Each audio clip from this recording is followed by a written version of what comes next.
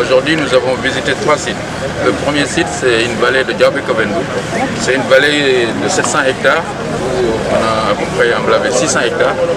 Et c'est une vallée où on emblavait en général pas plus de 200 hectares, mais cette année, ils sont allés jusqu'à 600 hectares.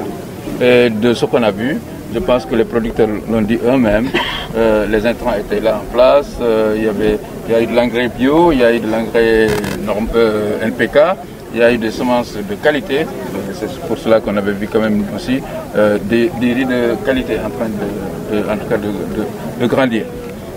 Ensuite, nous nous sommes rendus dans le périmètre aménagé, au secteur 2, où nous avons visité une parcelle du très professionnel Karamba Kébé. Et donc c'est normal qu'on puisse trouver là de bonnes parcelles parce que le bassin de l'Anambé, bon, eux, c'est des professionnels de la riziculture. Ce que je dois dire pour le bassin, c'est que cette année, on a eu un peu de chance.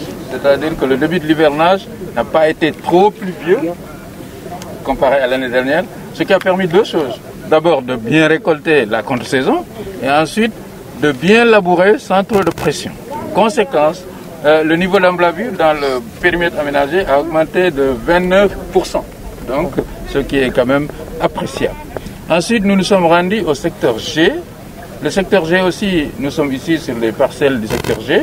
Ils ont emblavé que 400 hectares parce que vous savez que ce secteur est en cours de réhabilitation. Nous avons discuté avec l'entreprise. Les travaux ont démarré avec un peu de lenteur, mais de ce qu'on nous a dit maintenant, tout le matériel est en place et le secteur G va être livré flambant neuf au plus tard le 1er juillet. Chaque année on progresse, c'est-à-dire que le président de la République avait demandé à ce que cette année qu'il y ait une introduction d'engrais bio et nous avons vraiment mis l'accent sur le PNAR, c'est-à-dire le Programme national d'autosuffisance pour ces engrais, le pluvial, parce que le pluvial d'habitude, en réalité, ils n'utilisent pas beaucoup l'engrais chimique. C'est presque bio ce qu'ils font.